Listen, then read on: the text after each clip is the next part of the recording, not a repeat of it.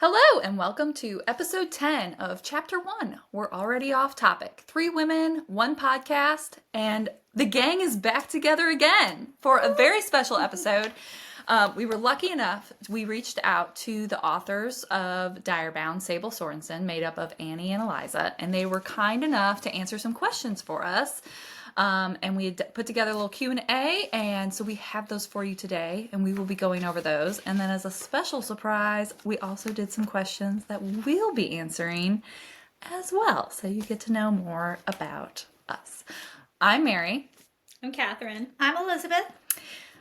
And first, what are we having? Which we're all having the same thing, because we're here together. So, I am having... We all have different mugs, though. Oh, yeah. Hold on. I can't reach it. Oh, yes. This. We're having vanilla chais. Courtesy of Mary. And then we also have like a... You guys already ate your cookies. I did. We had almond cookies. I have a Just small, imagine that tiny there's some. almond cookie left. There you go. My son made an apple butter pumpkin pie, which we're all having. And I made a spice cake with maple cream cheese frosting, which we're also all having. And then there was almond cookies, so they're now gone. I really dug into that. That's gone now. I told Dwight that I want him to make this pie for me for my birthday. It is good pie. It's his first pie too, and he made his own crust, which is like it was years before I attempted a crust, so I'm very proud of him. So good. I'm very good. And the spice cake. So good. Faith, if you're listening, the spice cake is delicious. She requested the almond cookies and the spice cake because she was coming into town. Faith is her daughter. And I made both and slaved in the kitchen for both. And then she proceeded to come and try both, and she didn't like either one. Did she like the pumpkin pie? She wasn't here for that. Oh. Wait. No, she wasn't here for that. No, she went back to Kentucky. So, we're going to start with our questions for Direbound, which we loved, and we were super excited for Furybound, which will be coming out. And our first and most important question was Team Edward or Team Jacob? Annie said that she is Team Jacob. She loves the werewolves, obviously, and has always had a soft spot for the nice boy next door type. Eliza is Team Edward. And she said, give me a love interest that could potentially kill me. Same, girl. Same. What are our... Whose team are we on? Team Jacob. All the way. Team Edward. 100%. Team Charlie. And or Carlisle. That's fair. That's also fair. Mm-hmm. I just feel like it makes sense because Jacob 1 was warm, okay? Like, she already doesn't like cold things. I'm the same. I'm cold-natured, okay? Like, and he's like, what they describe him as, like, marble. So, anyway, and, Edward, not Jacob. And Jacob turned into a dog. Like, who doesn't love a dog? Just saying. All fuzzy. Whose was yours? I mean, Edward. I mean, I love dogs. I don't want to sleep with them. Jeez. Well, no, I don't mean it like I'd that. rather be with a marble. With a marble? No. Love you. Charlie was hands down the best character. And he had the mustache. Billy Burke. All right, next up. Who's got number 2? Oh, you. it's me. That's I'm sorry. you. I'm just eating pie. Were there any specific myths, histories, or real-world inspiration that shaped or inspired world and characters? They actually skipped this one because apparently it is spoilery, which makes me, like... Excited for Furybound. Yeah. Mm-hmm. I wonder what we must be getting a lot more world building. Like and, some backstory. lore, kind of. Yeah. Yeah. Okay. Number 3, were you surprised by the success of Direbound, and has it changed anything for you guys? And so this was their answer. We were definitely surprised. That's probably an understatement. I'd say more like completely blown away. We hoped readers would like it, but we never expected for so many people to read it and talk about it on social media and with their friends. It's been a joy and also kind of overwhelming, but in the best way. Among other things, the success of Direbound has allowed us to work on writing full-time now, which we are incredibly grateful for. That's awesome. That is awesome. That is and that's awesome. exciting. So question 4 is a multi-question. So we ask, can you tell us a little bit about your writing process? What is it like to co-write, and how does that work for you guys? Is there a process of dividing the work creatively, and do you ever disagree? So their response is, we love co-writing. Both of us tried to write a number of novels of our own over the years, even doing national novel writing months together, and never finished anything individually. Working together was the trick to get to the finish line. The two of us start out by plotting the big picture story together. We like to get together in person for this and often use a whiteboard to brainstorm ideas. Once we have the major plot points in place, we then do a very detailed outline. This is one of Eliza's great strengths. She's awesome at it, says Annie. It helps so much to have a lot of detail figured out before we start writing so that we stay on the same page, even if a lot of the things end up changing as we work. We luckily gravitate toward writing very different types of scenes. Eliza loves writing dialogue, emotional or dramatic characters' moments, and comes up with a lot of Marin's funniest one-liners. Annie loves writing action scenes as well as a bunch of the intimate moments. But we always pass every chapter back and forth a bunch too, asking for help with specific moments or tagging the other person in. We write in Google Docs, which makes it easy for us to both work on the manuscript together at the same time. Could you imagine if we tried to write a book? I'm pretty sure it would get off topic. We'd have a whiteboard of topics. We would still be like So many side pigeons. quests. Our side characters would be on so many side quests. I feel like what we would write would be great. It would just be there'd be a lot of twists to get to where we need to go. But I think it's The cool. story would be cool. Yeah. And I think it's cool that they plot it out first, because I can only imagine, writing yourself in a box or in a circle, and you just write yourself into something where you can't get out of it. It's actually my first couple of books that I tried to write all the way to the end. I never did get to the end because I would get to a point and I would have wrote myself into a corner that I wasn't sure how to get out of. And I actually had a mentor, like a writing mentor one time, who told me, you don't have to necessarily do an outline. I do a rough outline of just like plot points to get to, but your characters definitely will just take over and just run you off course. But their big thing was you should have an ending in mind. So you at least know how you want to get from point A to point B, which actually, for me, not everybody. There's people out there who are like complete pantsers. They just dive in with nothing and just kind of go. I know Stephen King writes that way, and he's a big, he really thinks that's the way to do it. It's more organic. I don't always love his endings, so I have to have at least an idea of where I want it to go. Otherwise, I feel like I just get lost along the way. Maybe it's my ADHD. I don't know, but I'm like, I'll just end up somewhere not where I'm supposed to be. That's fair. So we also asked, which pack would you be assigned to? Annie said she is a very type A older sister type and would definitely be in Strategos. Eliza thinks she'd be in Deimos, considering that many of the darker scenes in Direbound came from her brain. So, very interesting. What about you? What are your packs? I don't know. I don't know either. I'm not very good at fighting. I don't know about strategy. I'm like, what was the Hufflepuff version? Because Because that would be...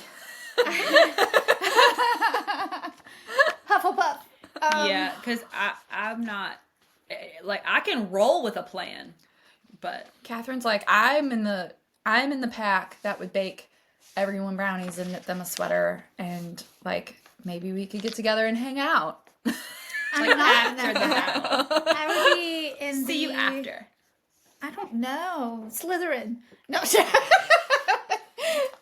Deimos. Maybe. Deimos. Maybe. I feel like Deimos would fit You you. think? Yeah. I think I would have I fun, think you're but just itching to just get Just somebody. punch someone in the face. It's all in here. You're over here like, just give me a reason. I feel like you would probably be more strategic.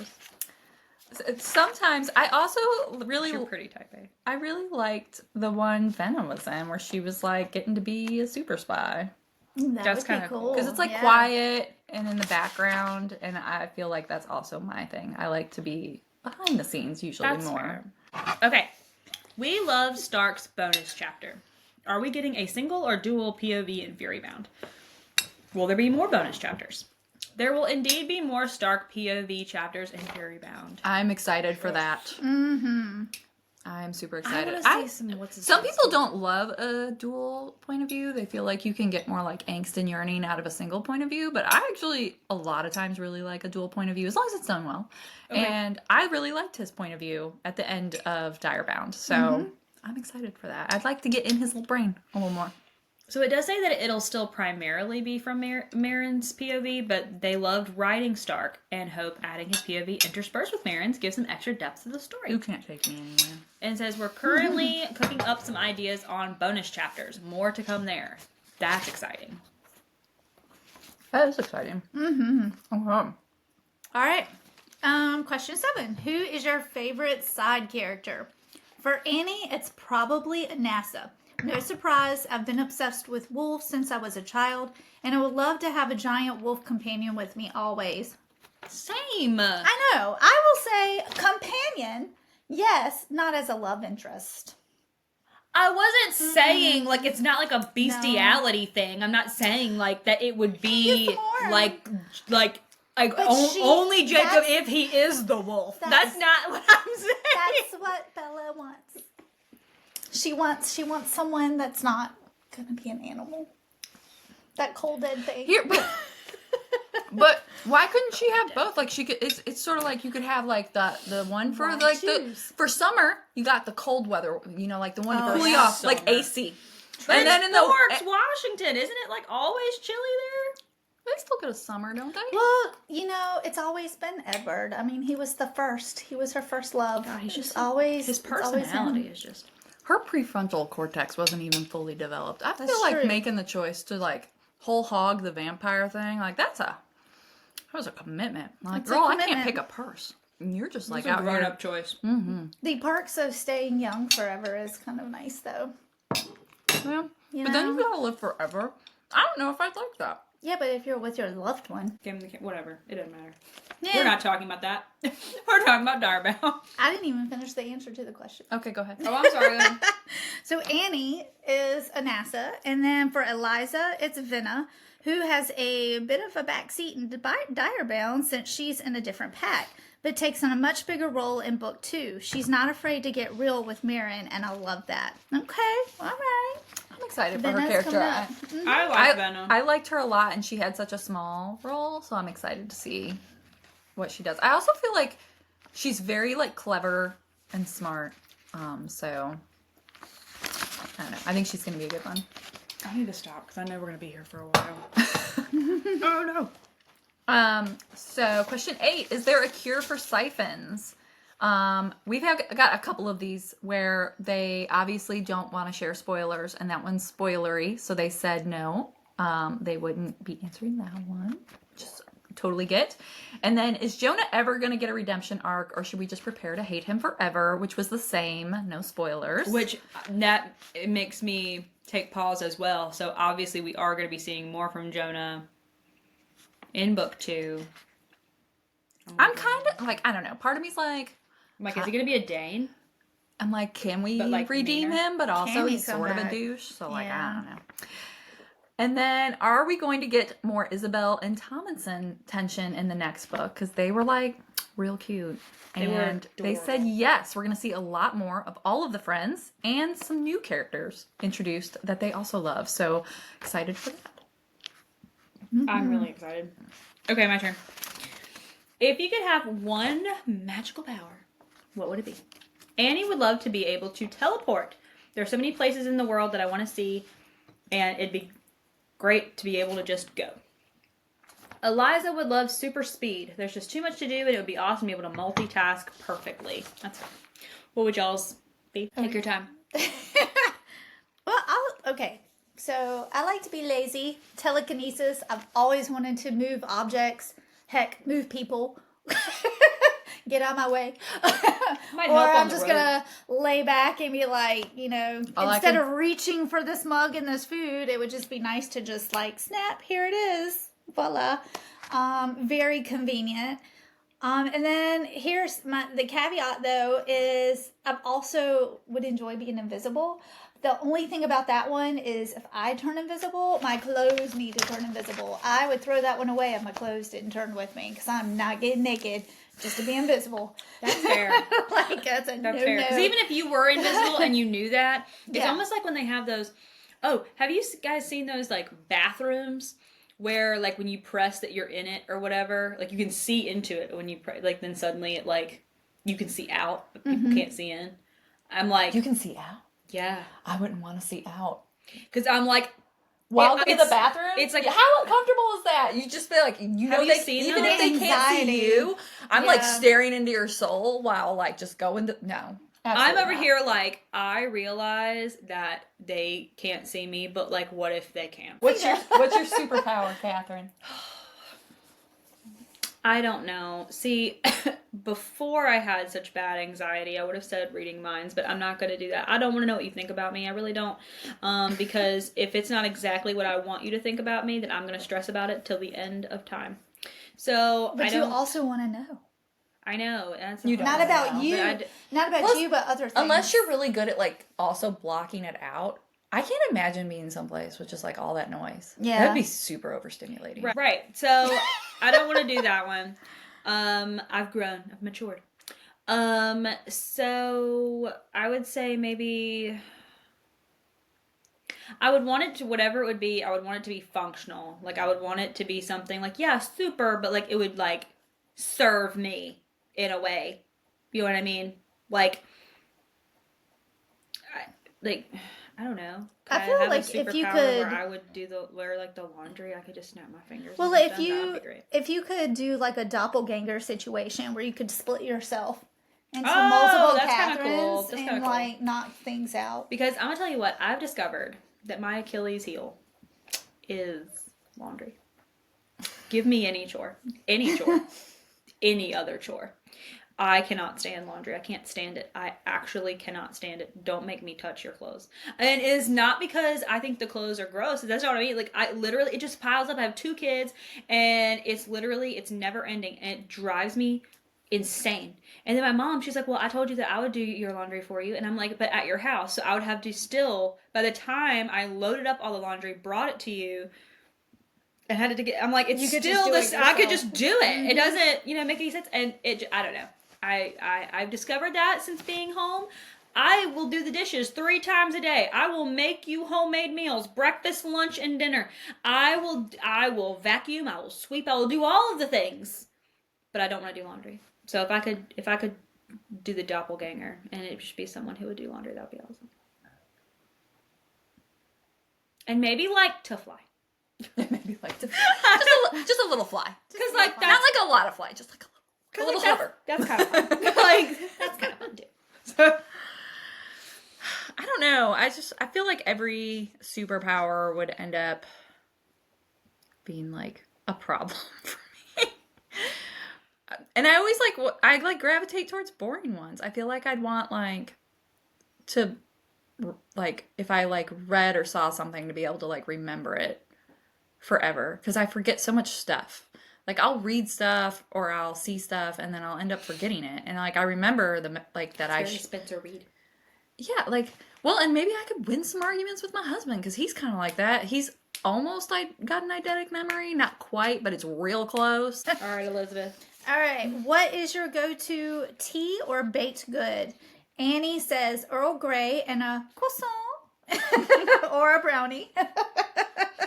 Eliza says scones. I love them in any variety. We do love a scone. We love a scone. I love me some Earl Grey. I love me a London Fog. One of my favorite drinks, London Fog. So, good choices, ladies. Super. Who could you see playing some of the characters if it was made into a TV or movie? They imagine Marin a little bit like Florence Pugh, and we both Which think is an interesting choice. I like that. I like that too. I think she would I actually think she could be super badass in that, especially after seeing she's done such a wide array of roles, and I just think she because she's got.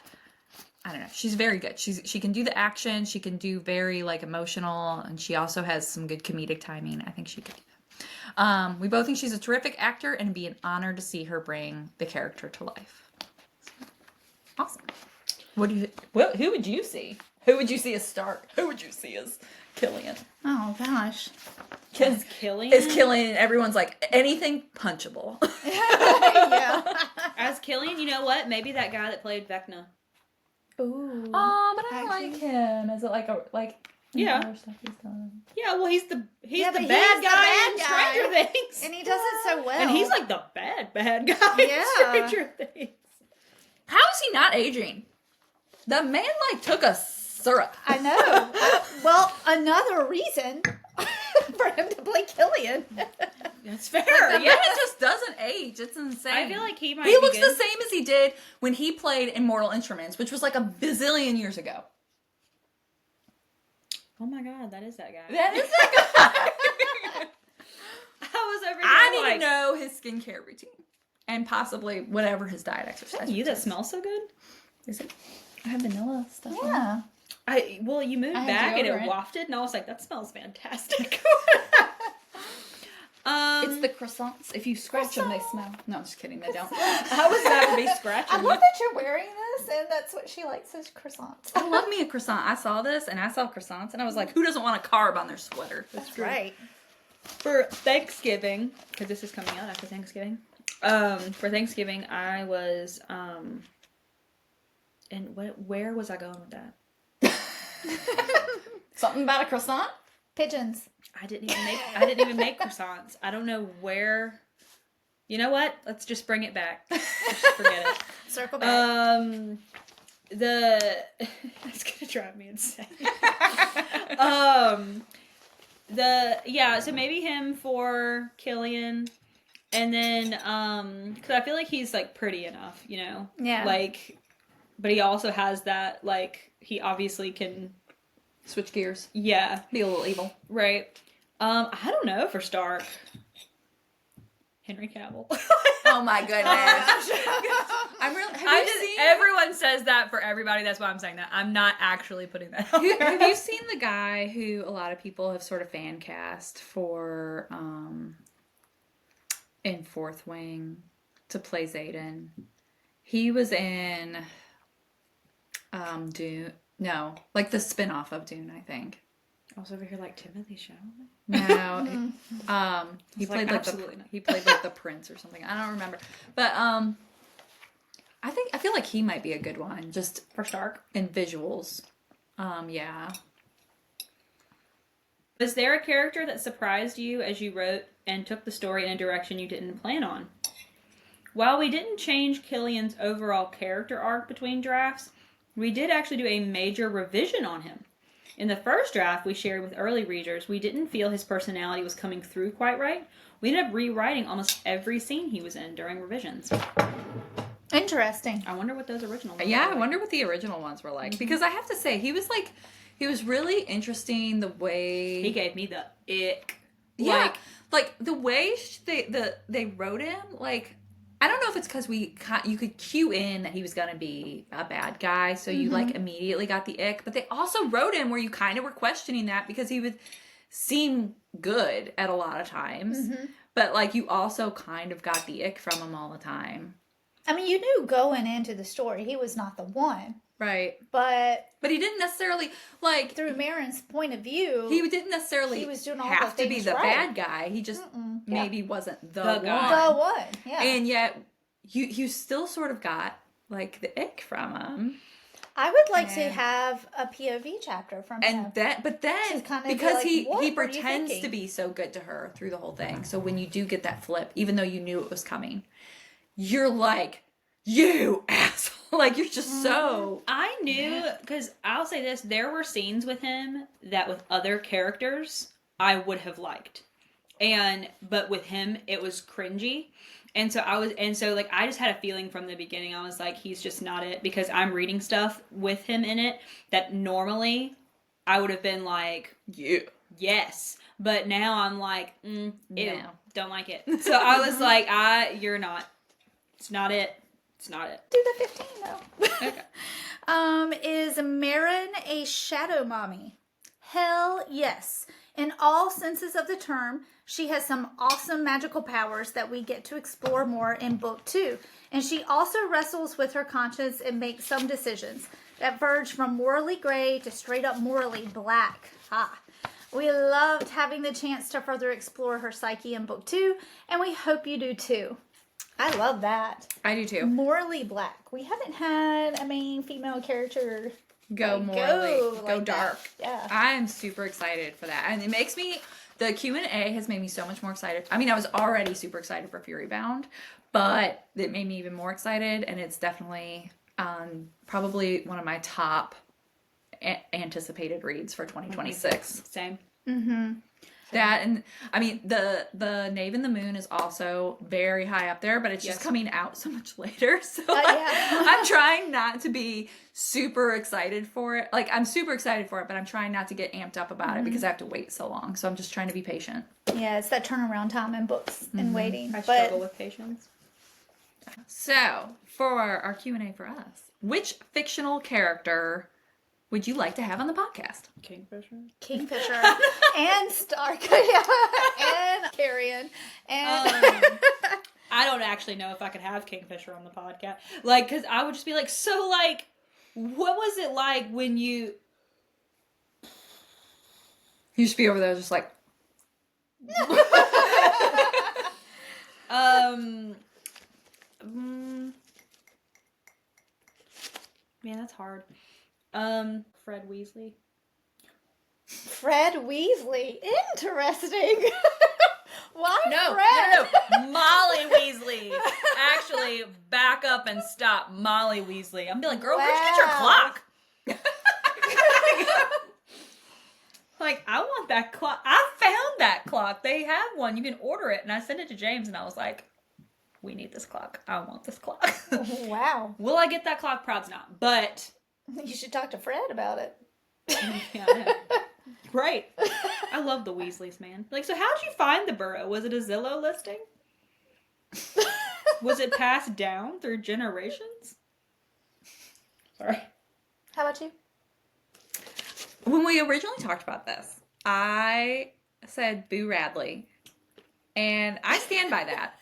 But I also... Boo Radley. I think that would be a short Boo podcast. Radley wouldn't even come on the podcast. He might. He could zoom in. The most hermit of hermits. He would zoom in. He'd be in a dark room. You just see his eyes. Well, and then I was like, ooh, like maybe like Nesta. But we got Nesta's book. So I feel like we got a lot of answers as far as Nesta. But we don't have a lot for Elaine. So I thought you were going to say we don't have a lot of answers for Boo Radley. And we don't. I would love to know more about I'm going to be Boo. honest, when I read that book for the first time, I thought Boo Radley was going to be more of a character than he ended up being. You heard in the beginning. Boo Radley, Elaine, same thing. Just without the flowers. Just without the flowers. But then, you know what? If we do get an Elaine book, that would be really interesting because we've all been kind of dumping on her like, oh, she doesn't do anything. But watch, if she gets a book, she might supersede everybody. Watch her. She's that quiet. Amarin also. I You're like, so girl, like, what are you? Like, what's happened? What have you seen? Well, I bet you that question's gonna get answered. Of Amarin? Mm-hmm. Oh yeah, possibly. You gotta read Crescent City. You do gotta. Oh, read it. really? You gotta read it. Oh. So I really don't things want are. That's one thing I like about her books is it's not just like one part of the world. She is doing a multiverse type thing. So I'm excited. And they all tie together. It's They're really cool. all gonna tie together. I can't decide if she. I don't want to be like, if she's a genius. But like if she, because she started writing at like 16, right? Mm-hmm. She started writing the Throne of Glass series at 16. And yet I can't tell if she all along knew this is what she wanted to do. And she had all these ideas already in her head. And she's just that good at tying shit together. Or if she's just like, hey, you know what? I dropped that in book 1. We'll just, we'll dump it in a whole nother series as an Easter egg. Well, Stephen King did that with the Dark Tower series. There's the Dark Tower, but then in all of his other books, he sprinkles in things from that. And it's like his magnum opus, because you have the Dark Tower, but then you have other things that tie into it. And it might just be a sentence that you pick up, but it's like little Easter eggs. Yeah. I mean, it's great. Salem's Lot is very important, by the way. If you do choose I still to read haven't it, finished it. there's I have different it. things. I started it. It's well written. I just haven't finished. Bilbo Baggins. We should have Bilbo Baggins on the podcast. Bilbo Baggins. Mm-hmm. Bilbo Baggins. Love Bilbo. And Gandalf. I like his wisdom. Yes. Hear me out. Bilbo and Gandalf. Can you imagine the banter? Party. It would be great. It would be great. I love me some Bilbo Baggins. Pippin.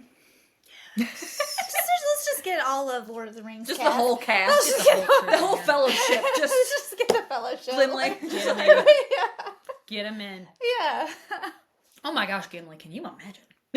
He would be so fun. He would be. All right. Who has the strongest book opinions and who is the mediator of the chaos amongst us? Okay, so I had an answer to that question, but you guys didn't like my answer, so you guys answer it. What was your answer? I thought that I was the mediator, but then y'all said that I had very strong book opinions. Yeah. So I mean, with the I whole was like, I don't Edward know. thing, I feel like you're very strongly attached to Jacob. It's true. Book Jacob. Let's be clear. Book Jacob. Jacob was funny. He was sarcastic. Like he had a good personality. Charlie. I love a good But personality. she did a good job mediating. Like you gotta be funny. You gotta make me laugh. Like, She's you very can't just be all opinionated. broody and marble. Jesus. That's what you're into. That's what you're into. So I feel like we've Sure. answered the first half of that. All right. I feel like I can have opinions, but you can change my mind as long as it makes sense. I'm the See, same. I feel like I'm that way. Just not about Jacob and Edward. All right, fine. All right. And then as far as like mediator, I don't know. I think it depends on what it is. There's times there's no mediator. It just I was falls gonna into say- full chaos. Circus train. Circus Circus train. I You and was the wrote the mediator same. on that one. Yeah. I feel There's like the mediator rotates depending Yeah. on Yeah. the book. And I'll I think, say that. I think the opinions tend to rotate too. Like there's times where a lot of us we're just like, yeah, whatever. And then there's other times where we just get very hung up on like the fact that there is no way you could have fit a wheelchair on that train. She did no research. Okay, yes. Turning in circles. But also, there were so many kind of like parts of that book where I felt like you did need to suspend belief, for sure. A lot of belief was suspended. Well, if it Even was- though it's supposed to be historical fiction. You That's don't what I was gonna suspend say. belief in historical was- fiction. yeah, but If she would have wrote it and As marketed it magical as magical realism, realism, we would be having we a would whole be other fine. discussion. But Then we'd be doing Midnight at the Blackbird Cafe, and I'm like, cool, the train has a city in it. But no, this was supposed to be World War II. And Midnight at the she Blackbird was in a Cafe. wheelchair. I'm with you. Like, it definitely doesn't make sense. I'm with you on that. But I do, Google is free. Google is She had me questioning whether I was an idiot. I'm over here Googling every type of I'm like, was there a special train that maybe well, they I was did like, have? is it parked? Or like, was it Is it parked? Is it parked? I today? did- Like, Are there hallways I'm between fairly cars? certain I did more research reading the book on trains than she did at all. We really needed Sheldon Cooper. Yeah, for real. Like, is this possible? So I do feel like whoever has the opinions and the mediator, I feel like that changes depending on the book and how passionate we are about That's fair. parts of that book. So I feel like there is no set, like, these people always have the opinions and this person is always the mediator. I feel like it shifts. Probably. What is our most off-topic tangent that we've gone on during the podcast? Probably the pigeons. Pigeons. Ducks. I feel like this is always my fault. Damn it. Probably. I feel like who keeps us on topic is Elizabeth. She'll just like hold up the book and she's like, hello. I think that's just due to like a little bit of ADHD, just a smidge. Just a little dabble do. Yeah, it's like circle back. I don't know. I feel like we go off topic a lot. I don't know. The pigeons was one. I don't know. We go off topic so much. So much. Somehow Twilight finds its way into every podcast somehow. Just like Circus Train found its way into every book club. Yeah. Yeah. Oh, the dial-up. We mentioned Dial-up internet. Dial-up. Yes, your young youthfulness. I had dial-up. I had it. She's too young. I had it. She's like a decade People younger. would We've call- already established she's going to take care of us when we're in the nursing home. Until She'll I be get the in there, and younger then of we'll us. have to take care of each other. Dwight. We'll just be throwing us Dwight's going to help 90-year-old fantasy balls just in there just like... us. Dwight Coming will out help of us. my He'll come cage, through. and I've been Hopefully. feeling just Dwight will bring us baked goods. as long as it's that pie. Jeez. All right. Your ultimate bookish ick. Whatever the heck Killian was doing all That's through fair, Diary yeah. Jesus. I don't like it when books use kids for stuff. Just stop using the kids. Just take You're like, kids out. No children. We don't have. We You don't need to be children. Use children. It's fantasy. Yeah, we just stop. need to exist. Stop getting pregnant. Mary and Stop kidnapping them. Stop doing things to just get the kids out. Mary and I agree on this one. Is some of the nicknames. Nicknames. I don't mind a nickname Right. occasionally, but Right. like Schnoodle. anything with little. Like Oh, yeah. little star, little deer. Even like in Direbound, a kitten was giving me a little bit of the ick. Kitten. What was the thing? I'm James? determined to get James to call you kitten. Sketty. Sketty!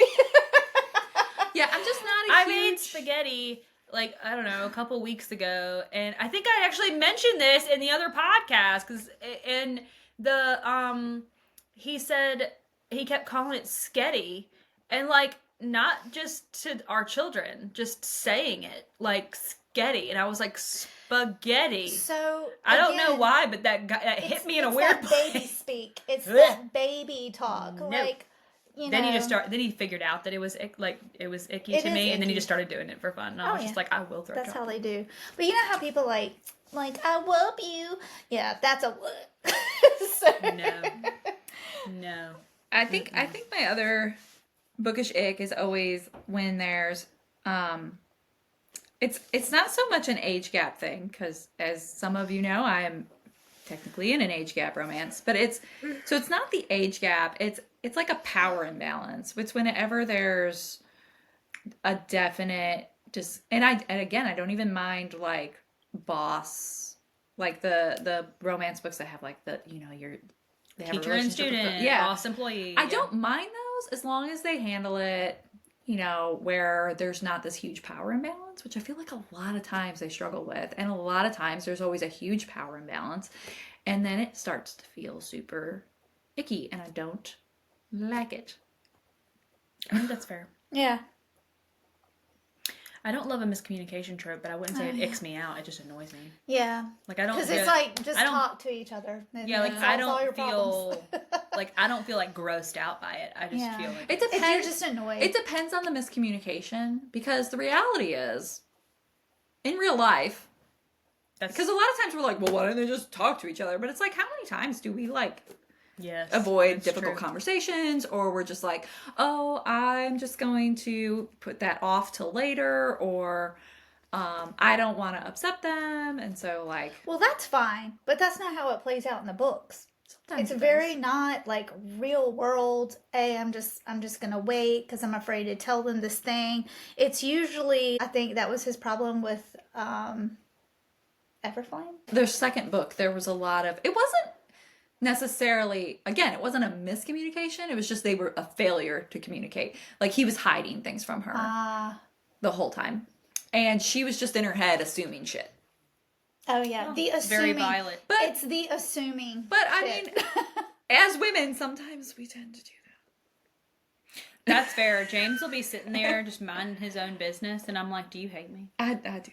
Like, are you mad at me?" I'm like, do you still love me? I literally, he'll be sitting Not to your there, husband, and but- he'll be very, he'll be very quiet. And I'll look at him, I'm like, "Are you mad at me?" And he looks up and he's like, "No, why would I be mad at you?" And I'm like, "I don't know, but you seem like you're mad at me." And he was just like, "Why? I've gotten to the point. What have I done to make you think?" And I'm like, "It's just your tone." He's like, "I didn't say anything." I'm like, "Exactly. Well, it's the tone of your silence." my husband and I have learned, like, I'll just look at him and be like, I'm just going to preface this with, I'm having a lot of anxiety right now. So, like, I feel like you're breathing weird and you might hate me right now. And he'll just giggle and then be like, no. But he also would 100% rather me just talk to him about it than be in my head about it, worried about it for like hours or days. Well, he'll just be like, just come talk to me. So now I do. And a lot of times it's silly. At least you ask. What my ick is with it is like the 13th, the 13th reason. Like, she just had all those thoughts. And I remember this one scene where in her head. Reasons why? Yeah, she was just like... Well, she had a lot going on. Well, she did, but her best friend... I mean, like, look at the first 12 reasons. But hear me out. Her best friend, all these people tried to help her, and she was just like, no, I'm not going to tell him. I'm not going to tell him. I'm not going to tell him. And the scene that really set me off, though, was her best friend, the guy. I think he was like the 12th reason or whatever, and, he actually had a crush on her. And he went to her and said, talk to me. Tell me what's wrong. And she angrily pushed him out and was just like, I don't want to talk to you, blah, blah, blah. But in her head, she was like, no, come back, turn around. And I'm like, he can't fucking read your mind. Like, you literally yelled at him, screamed at him, pushed him away. He did exactly what you asked him to do, which was give you space. And because he did not turn around and ask her one more time, talk to me, what's going on, he's on the list. I'm like, screw you at that point, because, like, these people have reached out. They've done the best they can. Your parents were there. Like, oh, yeah. So I guess suicide is kind of an ick for me. Because, I mean, at this point, I'm like, you've got to be kidding me. All these people were there. This is one of those moments where I feel like you are very passionate. I'm passionate about that. Yeah, opinions. because I'm like, it's one thing if they didn't try to help. But then you're going to literally yell at someone trying to help you. And then in your head be like, no, turn around, come back. It doesn't work that way. No one can read your thoughts. No one can read your mind. You have to tell somebody if it's that bad. You have to tell somebody. Like, that's the only way. It's true. How old was she in that? She was teen. She was high school. She was a teenager, yeah. Teen, A lot of hormones happening. a lot of hormones happening. And I'll even say this, like, Again, no prefrontal cortex that's developed. as a 31-year-old, sometimes it's hard to, It's hard to see past a point. Like, you can't see yourself to the other side. You can't see that there'll be, like, I have a lot of anxiety. I typically don't suffer depression, thank goodness. But I have gotten in these areas where, like, my anxiety is so bad that I've gotten depression from the anxiety, and it's because you're so wound up in the bad that you no longer even remember that there was good, and you don't see a time when there could be good anymore. Like, you don't see a time that you're not going to have those feelings, and you don't know how to get out of it.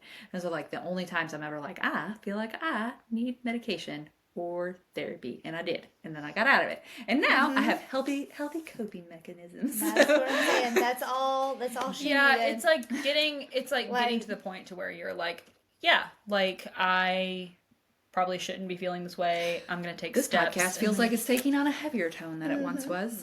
What's the next question? If your group was a book genre, which would it be? Our group? Magical Yeah, realism. Because you guys bring the magic. Aw, Oh, cozy that's a fantasy. good Because I one. feel like Cozy fantasy. we try to live in the cozy. We do. We knit. We try to slow things down. We Some of crochet. us- We make some bake. baked goods. You enjoy the I baked enjoy goods. the baked goods. We like true crime documentaries. We like We to do love a read. true crime. We like fireplaces. Mm-hmm. If you're in my house, you candles. get two. Because I have 2 space heaters now that both look like they are fireplaces, and I have them on. One of them is the only one putting out heat. The other one just has the fire because it makes me feel like a hobbit. I do feel like a lot of my cozy hobbies are just like, it's not, I don't know if it's the ADD or if it's just, a lot of it is, it's an anxiety coping mechanism, but like the more I'm busy, I don't do well with downtime. I don't do well with sitting still. And so I have to have things that kind of help me with that. So I really want a puzzle table. Actually, I do I too. have a puzzle table in the library of the new house, and I love it. I want a puzzle table. I'm doing my diamond painting on it right now. I'm doing a Hobbit themed diamond painting. You're gonna love it. It's so cute. It looks like a Hobbit house, and it says Hobbit on it. Oh, that's cool. It's really cute. What was I getting ready to say? Oh, I want a puzzle table because I can only do puzzles at my dining room table, and my kids try and take all my puzzle pieces. So I used to try to puzzle on the coffee tables, and my dogs would go by and just like with their tongue, and then I would finish the puzzle. There's always like a couple pieces missing. I need a I'm pretty sure they ate them. a puzzle area. There needs to be. I want like a hobby room. Like I want to be able to have like my bookcases and my yarn and my puzzles and like a comfy chair. And I feel like You have those maybe- things, but they're all Spread out. spread out. I You need just gotta you gotta consolidate consolidate into one area. one area. So Who would survive the longest in a murder mystery? it's not me. It's not Catherine. I'm I'm sorry. the first one. We love her, but I'm pretty She sure my will dog be- would survive. she will be the one to go Wow. Honestly, though, fair. If it's Maverick, yeah, for sure. Maverick. Well, I don't know. Maverick might go Maverick with me was because trying Maverick. to I know push he's you trying to along, herd you like, let's along. go. Maverick might be hiking. going. I might be why Maverick goes because he'd be like, I'm sticking with her, and then he dies too. We went on a hike, and You would be the most prepared, I feel like. You would have all the helpful things. the longest that I would last would be if I was just with them, you know. But no, we were on a hike, and we didn't. I guess I didn't realize in my head how long we were going to be on this hike, or that we would not be going back near the car. We did go back near the car, and we've told you that you could drop off. No, your I weighted asked vest. if we were, and you said no, we weren't. We did. We did the first short hike, and then we were like, "Do you want to drop off your No. thing?" And you're like, "No, I'm doing great." Different time. Whatever. Either way, I had to wear this 40-pound weighted vest for approximately 5 years on this hike, and literally by the time it was over, or almost over, I was like, this might be how it ends for me. And like there was this huge thunderstorm coming, so Mary and Elizabeth take off. So in an apocalyptic situation, they are leaving me behind. I also had it was not a 40-pound pack, but I did have a pack because I was the only one who brought water on this long hike. We didn't need to take off. We were like, we gotta hurry. We did hustle. And There's I lightning coming. I had we gotta basically go. Christopher on my person, and I'm trying, I'm trucking. But we also had her dog. Maverick Who's real stayed sweet. with me, and he just kept looking up at me like, I don't know if you see how far ahead they are. I'm with you, but we should move quicker. He would like look ahead at y'all, and then he would look up at me, and then he would like look at it. It's like, okay, we're just gonna stay right here. Very sweet. Love Maverick. But no, it would be me for sure. Especially if there was anything. Don't give me anything to carry, apparently, that is 40 pounds or more, because I'm really going to be keeping us behind. I'll give it to Mary. It's probably already in her backpack. Probably already in my backpack. Apparently my body doesn't want me to work out anymore since my, I have been coughing a lot. I worked out the other night. I want to say for like a half hour, and I coughed all night. Couldn't breathe. You know, they have these wonderful things called doctors, and they could like maybe look and see what's going on, like if you have bronchitis. I told James, I was like, I'm gonna be in my fat girl era because I'm not gonna be able to work out. My body's you not could letting me maybe do like it. get like some steroids or like an inhaler or like see what's going on. Mm-hmm. I Have could. some answers to those Yeah. questions. I probably should go to the doctor. Yeah, that would be helpful. All right, who is most likely to spill the tea, literally and figuratively? Wow. Catherine struggles to keep a secret. I mean, now, if it's a really, really big secret and it's super, super serious, I have some that are in my noggin. If it's something that's just like, you didn't hear it from me, bud. Like, There's apparently a lot of those. I'm gonna spill that. Like, but I'm not gonna spill it to everybody. I'm gonna spill it to, like, them. Yeah, and we're not Like, gonna tell. right. I'm gonna We're not spill gonna it to, say like, anything. them and, like, James. It's Half the not, time, I don't even know who she's talking about. I'm not telling all of Danville. It's just, like, my besties and my I know husband. things I shouldn't know about a lot of people. To be fair, so do I. Like, Danville listeners, watch out. I mean, like, people will tell me stuff, and I'm like, I just feel like maybe... I'm a locked vault, mainly because I don't talk to people, especially strangers. I So, don't like, know. I don't know. I have no idea who you're talking Catherine will about. talk to anybody, just like the kid in the checkout lane, and suddenly he knows everything Hey, about Brandon, everybody. want some oranges? So I feel like that's actually helpful in my secret keeping, because I have so much stranger danger. I'm I not just talking forget. You know. Now, like I said, there are some that, like, I can think of several off the top of my head where they're like, where people have been like, you can't tell anybody, like, please don't even tell James, and I've kept it. You know, if it's something like super, super serious, like, But you better tell her. I will If do not, that. she won't be telling. But if it's But a I ball don't- that but, we like- haven't planned and we don't even have a location for Right, or a date, like, that's- she's telling all of the town. Right, like, that's a little different. Like, that's a little different. Like, if it's super serious, but if it's like, you know, did you know that so and so from down the whatever, like, whatever, you know, like, little fun stuff, I'll tell them. So. Also, literally spill the tea, because she has done that a couple times. Clumsy. Yeah, it's probably, yeah.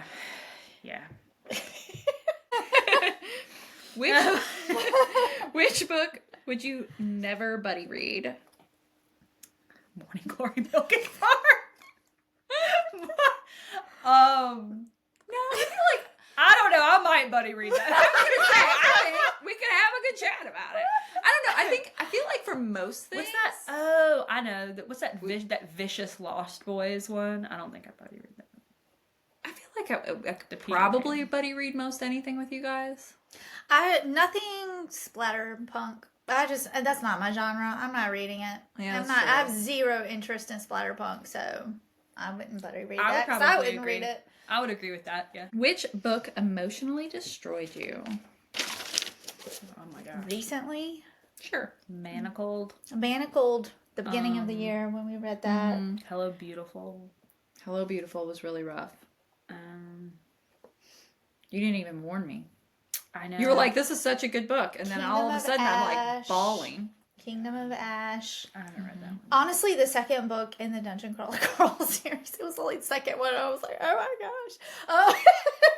And I knew everything Matt would be fine Dinniman, because man. it's like There's like a bajillion. 7 of more them. books out. So I'm really excited. And the cat's on every cover. Yeah, and I just finished the third one. It was great. Well, Yeah. it was not as good and not as good as the first two.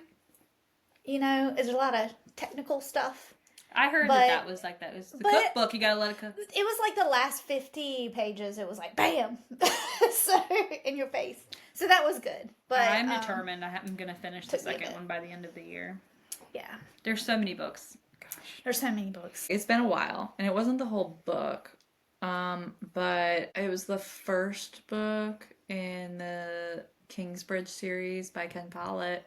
There was a scene where the couple was like starving, and they were like, I don't remember exactly why they were in the woods. I don't know if they were just traveling or what, but they had a newborn infant who was like crying, and they ended up deciding to like leave it in the woods.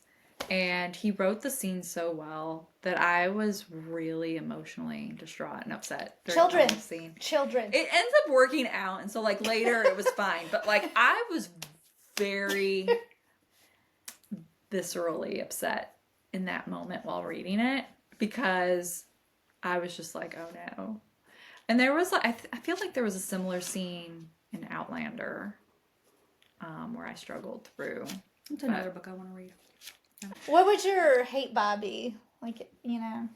Anything by Oh. Penelope Douglas. Hey, but you'd still buy it? You'd still buy Oh No, probably not. Because now that I've read enough of hers, I just know she's not a bad writer. It's not that because I'm like, oh, she's a crappy writer. I've not, everything I've read by her always ends up having something in it that ends up giving me a very strong ick or something I'm just very uncomfortable with. So Corrupt and Creative, right? yeah, and I've read a couple others of hers. I want to say now I'm on like 3 or 4 of hers. Do you read And you Birthday? just keep reading them. Well, because I keep trying. And you haven't read Birthday Girl yet? I have not read Birthday Girl. I don't think I'm gonna like it. I mean, it's not awesome, but it's not like, I wouldn't say it was a bad book. It was just, well, it was. She's like remembering scenes as she's saying stuff like, well, It not a was bad like, book. I would say like your big, so it is an age gap romance, but I will say some of your big age gap ick with the like power imbalance and stuff like that, I would say probably isn't as much there. I feel like the guy treats her fairly as equally as he can, considering that he is her boyfriend's father. But yeah, like he gets very upset about how like the son treats her and stuff like that. And they met organically. It's not like the son brought her home and he was just like, ooh, My favorite my part son's of girlfriend. this Like it wasn't is like that. She read Birthday Girl on accident. Yeah. She was supposed to be reading birthday list. the birthday list, which is Very different. by Devney Perry, and very, very different levels of Yes. romance. Like Friggin' Reagan. One's like her husband dies, and so she's got to go through his birthday list His every year, bucket list for his birthday. and she refines love through that, and there's a little bit of a mystery with it as well that she Super solves. cutesy. It's very cutesy. She's opening a restaurant. There was mason jars. I don't know. Adorable. Adorable. So Reagan, we used to work together at the bookstore. She was like, Catherine, I think you should read what I thought was Birthday Girl, was what she said. And she's like, I think you'd really like it. And I knew that she was a big Penelope Douglas fan, so when I looked up Birthday Girl and I saw it was I was like, oh, okay, this must be what she was talking about. It was not. And I read it, and I was like, I got like 50% of the way through with it, and I was like, I just wonder what was the part of this that made her be like, you know what? Catherine would love this. Like, because I was reading it, because I thought it was so sweet that she, like, thought of me with a book, but I'm reading it, and I was like, how old does she think James is? Does she think that I'm just, like, really into age gap? Does she think that I'm in an age gap? Like, why, I was confused, and then I told her, I was like, hey, I finished the book that you recommended, Birthday Girl, and she was like, I recommended Birthday List by Devney Perry. She was like, honestly, see, she also loves Penelope Douglas, and she loved Birthday Girl, and so she was like, not a bad mix-up, but, and I was like, and then I got really relieved. Not a bad mix-up. I want to say it's not the worst book I've ever read, but like it's not awesome the bar either. is set pretty low for the worst book you've ever Yeah, read. it's not the worst book I've ever read, but it's also not like I would say I don't know, like fantastic hate either. by it's tricky because like part of me's like it sounds so mean to say hate by, but part of me's like Anne Huang because like I love the Twisted series, but like and I buy them every time, the King series, every time they come out. I'm like they're the Kings day of Sin, of, yeah. and you know what? They're the same damn book every time. And That every time is true. Every time I'm like I'm gonna quit reading them, and then I buy them and I read them It is every the time. same. Yeah, that's a good one. I did like the last one Because though. we have similar. I need to read it. We have similar feelings on that because we both really enjoyed the Twisted series, and then when it got to the Kings of Sin or whatever, because you have like King of Wrath, King of Envy, King whatever, and we got to like the fourth one, but I don't know. We were just like, wow, this is redundant. Because I know there's like there's some authors. It's definitely not hate by because I've decided to quit buying them because we just didn't click. It was either the writing style or the storytelling, and I know other people might love those authors. They just didn't work for me for whatever reason. But like, yeah, she's one. I actually really love her writing. I felt like that series, for some reason, it was really hard to distinguish the characters, and I started to all feel the same. And so, but yet I just keep buying them every time, every single time. If I have a hate buy, that would probably be the closest one. Yeah.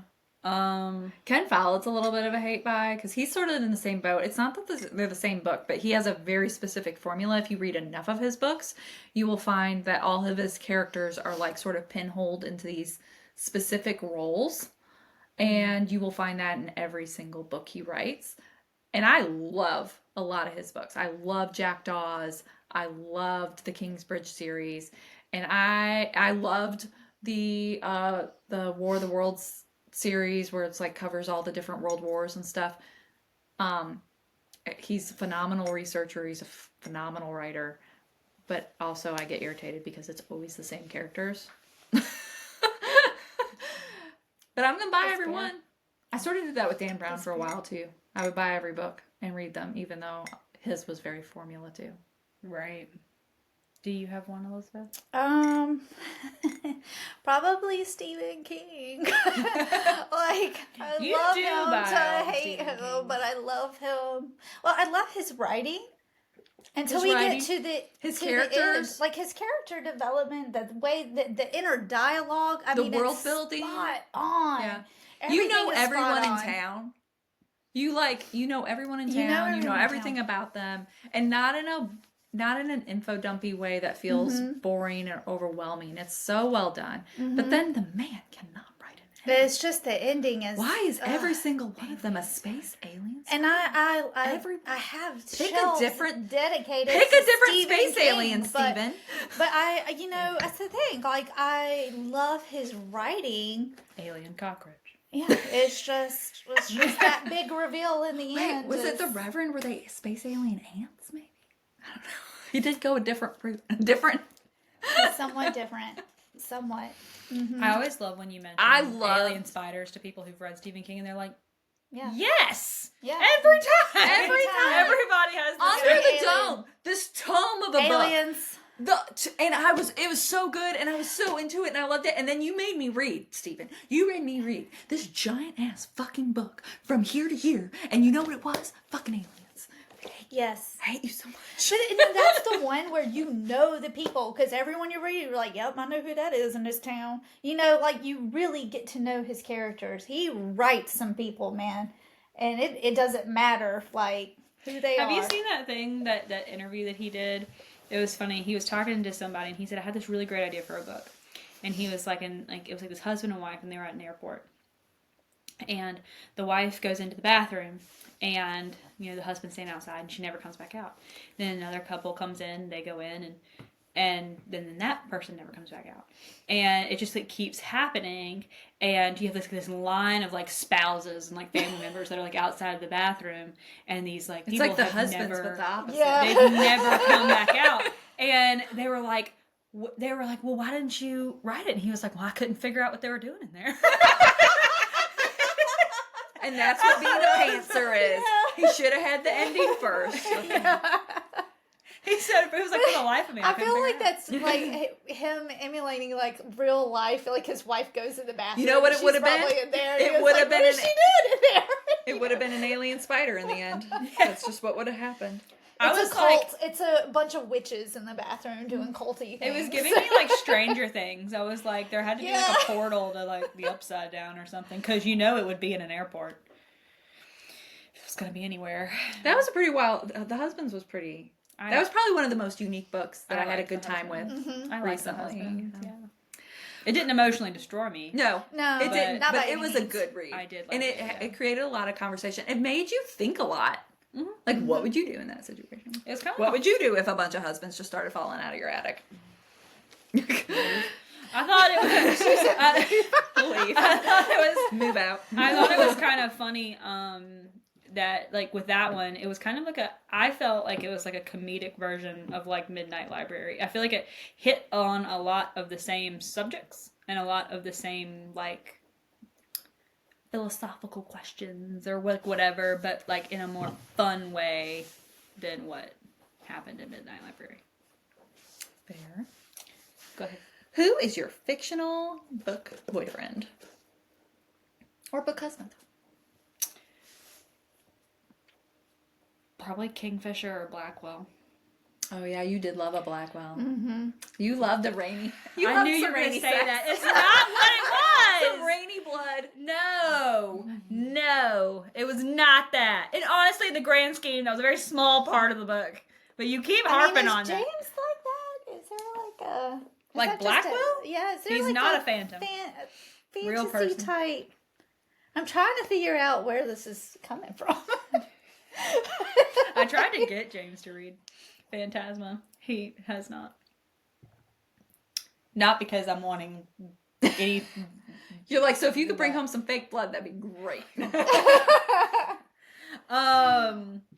Honestly, to be really like transparent, that scene kind of icked me out a little bit. Because I'm like blood is a very different consistency than rain, and like, ew. Like anyway. But I had to kind of just in my head reading that, I had to be like, the blood part is not happening. This is not happening because ew. But yeah, no, probably Kingfisher or Blackwell. I don't know. If like it's funny because we talk about these characters, and they're nothing like Justin. You know what I mean? Like if I was just basing off of That's what why I they're read, gonna book husband. I would probably Book say Kingfisher. Mm-hmm. But whom I actually married is probably like quirkier, more funnier, probably more like a Carrion.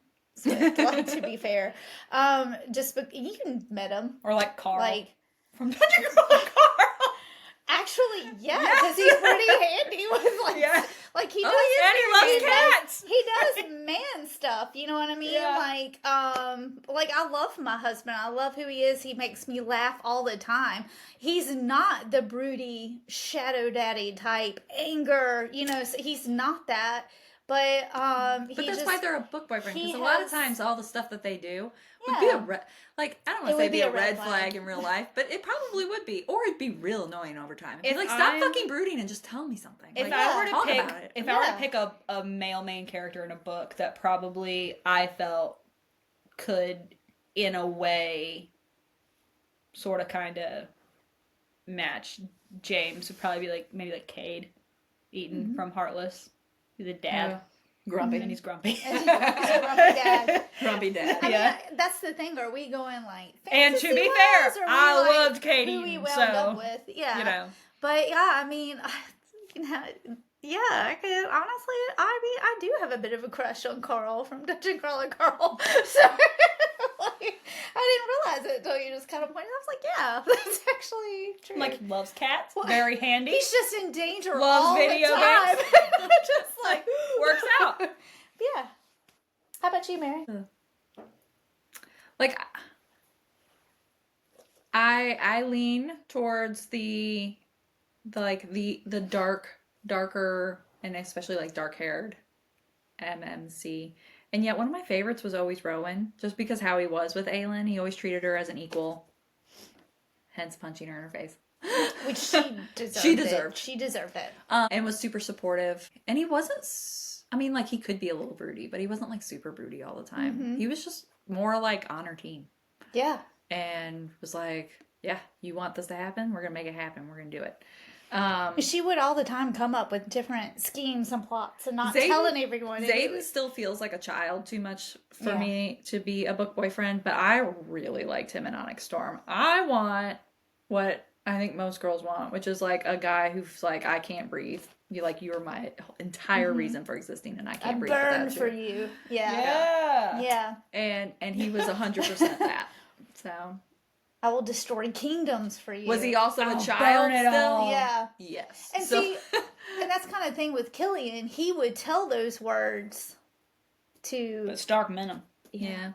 Well, he Yeah, would. exactly. That Stark- line. Stark could be a book boyfriend, but we just haven't gotten. I feel like we still haven't gotten enough of them in that Fury bound, man. respect. So Yeah, It's coming. Yeah, I think those three that I mentioned probably top. Kingfisher, Blackwell, and Cade. if we're going book husband. I'm good at every time. I think that they need to cast your husband as Carl in the... Every male would main make a character good in an Carl. Allie Carter book. Ooh. Every single one of them. That's tough. Every single one of them would be Grumpy great. Sunshine. Yeah. They were fantastic in every one of them. They had me kicking He's my real feet and grumpy. squealing and just giggle, like just being, I was blushing. And it's like more real world. Yes. You know, it's more plausible than like Yeah. the Shadow Daddies. Yeah. They were funny, but they, I don't know. I loved every single one of them. They could be a book. They could just line them up. Because you want something to make you laugh, but you want something that will challenge you, not just agree every single time. Like, you want someone that will make you think and And push progress. And yeah. Yep. Who is your fictional Hear Me Out? Kovu from The Lion King, Simba's Pride. Scar. You have a thing Him with too. you have a four-legged She's got a thing. track that we're going down. It's always the furries. You're like, give me a tail. That's probably why I like that James has a beard. Have you read Holly Black? No, Holly Black. Who is Cruel Prince? No, Holly Black, I don't yeah. want him to have a tail. Sushi says. But have y'all watched that? The second Lion King? Yeah. It's just so funny. And what's his name? The fox from Zootopia. Anything with two legs. Is there a He two-legged walks Hear Me on Out? 2 legs. Something that's not Boo Radley. Boo Radley. We're gonna mix together.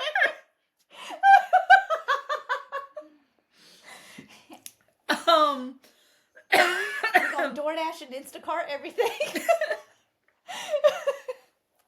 There you go. Honestly, like that's the dream right there. I don't know how we're gonna make money, but That's fair. What? I'm trying to think Hear of me out. You're like, I'm trying to think of a not fuzzy one. Not And an I animal. can't. They're just all fuzzy.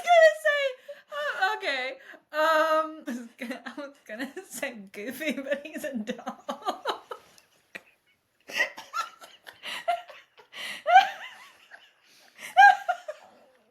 So Catherine definitely has a type.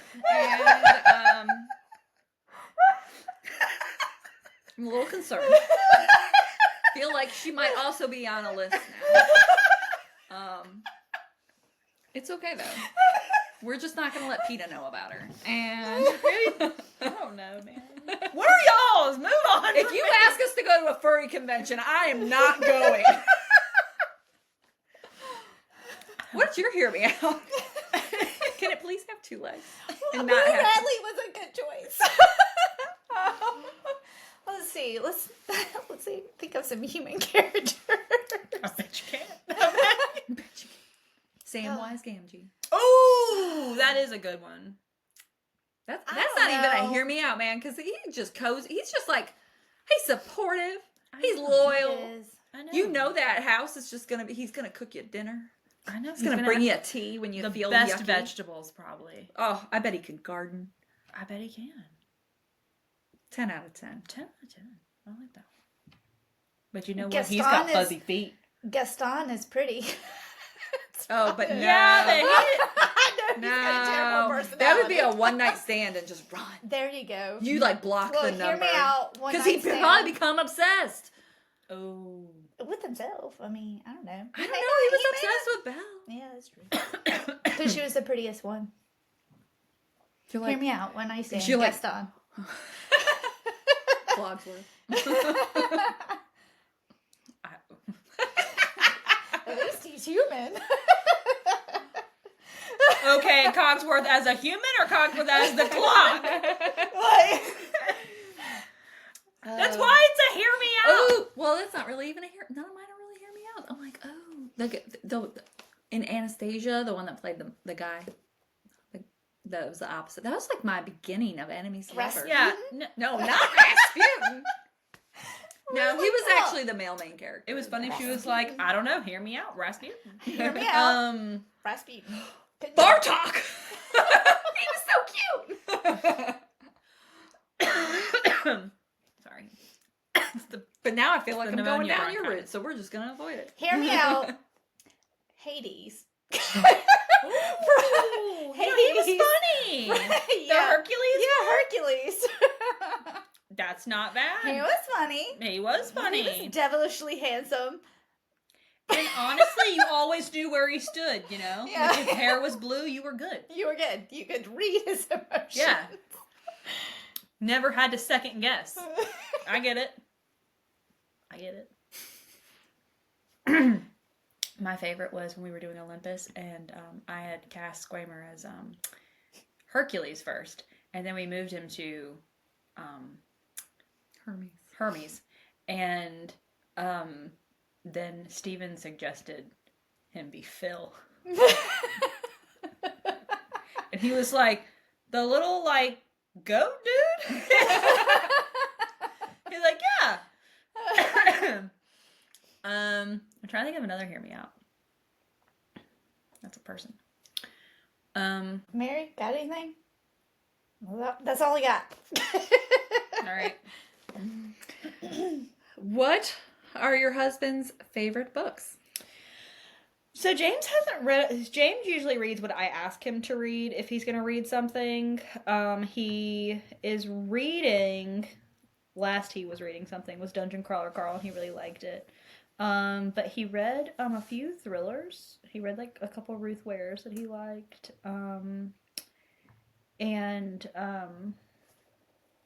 He did read the first from Blood and Ash, but he liked it. But the second one he said was moving too slow, so he stopped. Justin doesn't really read, at all. He will listen to podcasts. He likes to game. He likes to watch movies. He doesn't read, though. What's his favorite movie? His favorite movie, I have no idea, to be honest. I guess it depends on the topic. Do you know what movie got mentioned like about 1 million times at my in-laws' Thanksgiving? Die Hard. No. You'll never guess it. Is it a cutesy movie or? No. MacGruber is his favorite movie. MacGruber. And if you don't know what it is, that's okay. You're welcome. Don't look it up. MacGruber. And he knows. He's not listening to this, but if he were here, he would laugh and be like, you're right. So it's MacGruber. No, Idiocracy. Interesting. Why? I hate that movie.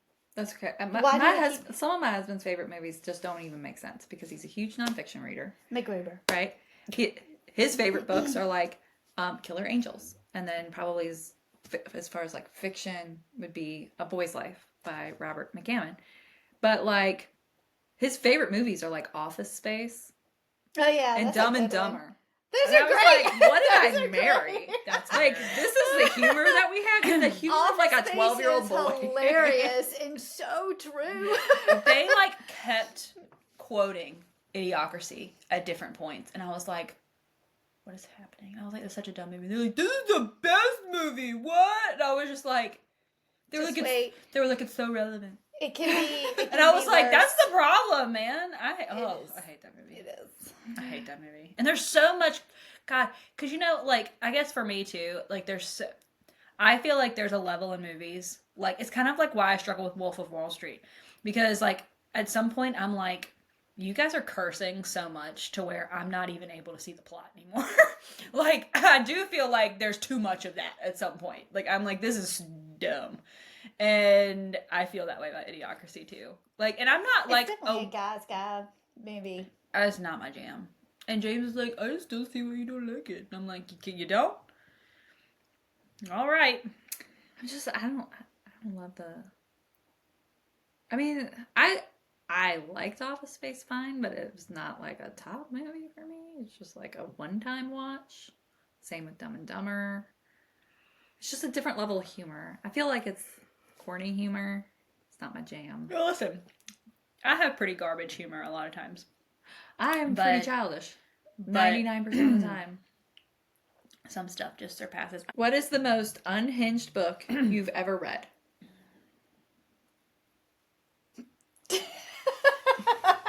Ink finished? No, you don't. You didn't even have to finish it. Probably, We all know hers, probably Morning Glory Milking. or the gingerbread one. Or the I didn't gingerbread? finish that one. I couldn't. I thought that it was a different kind of book than what it was. I mean, And then, how did you think it was a different kind of book? I didn't read the synopsis. It was just the baker's wife, and it was the romance, and I picked it up, and I was like, it was a gingerbread that came to life, and I was like, this. I don't even know if I got 20% into it, and I was like, this is the most ridiculous thing I've ever consumed with my eyeballs. Like, it just doesn't. It was horrible. It was horrible. Horrible. I said, I don't really read stuff like that, so it's really hard for me to come up. I don't either. I mean, That was a lot of people would look and be like, ooh, Stephen King is unhinged as far as the horror type of it. I mean, you know, we all know that one scene in it. So I don't know, it's really hard for me to say. Probably something horror related, maybe I would say Stolen Tongues. That's a good one. And it's not unhinged like you're unhinged. It's just different. Yeah, thanks. It's just like scary, you know, some gory bits, you know, things that like make you feel like you can't turn the lights off at night, or you have to watch a comedy after you read that book, or Yeah. you know what I mean? Like it's a different. I have a different unhinged because I'm not going to look at Morning Glory book and be like, I want to read that. So I kind of, but you know, They kept saying it was like Hallmarky. I'll look at intercepts and be like, that And, like- sounds interesting. You know, like something a government shutdown and government things and scary stuff. Like that's my more unhinged. And like, to be fair, in between the really, really weird stuff, it was kind of Hallmarky. It's just with a minotaur. Again with animals. Okay, this one was a no for me. I'm sorry. Like it's a cow. Like no. Ew. Gosh, I can't even. Ugh. Book gave me the heebie-jeebies. What about you? Anything Penelope Douglas? Oh, Credence was bad. Credence. Yeah, it was pretty unhinged. Burning for Jack was weird. It was like a Halloween novella with a jack-o'-lantern that like comes to life. Excuse me? And then there was Vines. It wasn't bad. I think I rated it like 3 stars, maybe 4. I don't know. What was the Morning Glory rating? 2. Um, 2. She was bad. There was Not I good. read I did read a horror. I did not. That was like horror to me. It isn't necessarily unhinged, but this one was just it was very weird. And it was like What the Darkness Eats, and that one was That sounds pretty good. Ew. it was a 2. I was over here like, ugh, and you were like, that sounds great. It was a 2. Part of that was the writing. See that, yeah. I felt like it was trying a bit too hard. It was very overwritten in spots, but also the plot was very all over the place. And it was really. Can't stop yawning. I don't know. I felt like I don't know if we were just trying to make a point, so we just decided to ham fist it down, and make that work, or I don't know. It was a really weird book. I didn't. Yeah, I don't really, like, I'm not going to look at a book. If I don't like the plot, I'm probably not going to read it. So I don't really have too many often, like, unhinged type of stories. I feel like all Yeah. splatterpunk would be unhinged. Well, and see, when 'cause I that read- shock and value. And When I read the synopsis for What the Darkness Eats, it seemed great. So like I was like right up my alley, and what I was in the mood for, and then it just like it went really off the rails. And I don't know that dark romance is necessarily unhinged Oh, I think it depends on the Where on it- where it goes. where it hurt or Does it hurt that was pretty unhinged. Yeah. The sharks. I don't know. I mean, I didn't read the whole thing. Actually, I didn't. It was read it at all. unhinged. Well, and Sorry. part of the unhinged was because it never read didn't that make no damn sense. Like you put, one's a scientist. He is studying sharks. This is a man with a brain, right? You got like an upper level education, and then the other girl who's like street smart, like she's got common sense. She's savvy, and yet. Yeah, put him on an island with a lighthouse, and some old man is like, hey, those weird, creepy noises you hear? It's just ghosts. And they're like, yep. 0 questions asked. None. Not one brain cell knocked against another one and said, hey, maybe it's not ghosts. She thought a lot about it. It was Yeah. irritating. I felt like... opinions. Which, honestly, I can agree with. I mean, I ain't even trying to shut you down on that, because I agree. I feel like they should have at least stopped banging in their bedroom for 3 seconds to go check out the weird chain noises they heard upstairs. Chain noises? Yeah. Ugh. I didn't read it. I don't know. I'm like, what was it? All right. And our last question is what is a book that you loved and think is underrated, or just a book that you feel like is just not talked about enough or hyped up enough? It could be old, it could be new, it could be whatever. Man, that children's book, Fable Haven, that was really good. It was a kid's book, though. Now I'm not really sure. I feel like all the books I read now, someone somewhere is talking about it on Book Talk. Have you seen like the book talks or like the things where it's like, man, if Book Talk existed in 2012, it would be things like Twilight. I'm like, we really needed that back then, That's true. As far as like kids books, I loved like Cornelia Funk stuff. Inkheart, Dragon Rider. Yeah. Actually, I feel like Inkheart, because Inkheart was made into a movie, but Dragon Rider was really good. That was one of the ones that I really enjoyed reading as a kid. I think I read that in like the 5th grade. All the Goosebumps books, but I feel like that's out there. That And was then, popular. adult books, Hella Beautiful, man. That Or was shoot, The Husbands. Like, The Husbands. Yeah. The Husbands was super cool. Mine was Master of Salt and Bones by Carrie Lake, because I love all things Carrie Lake. And she's starting to pick up steam now with like Nocticadia and Anathema and Eldridge, but I found her with Master of Salt and Bones, and I still think about it.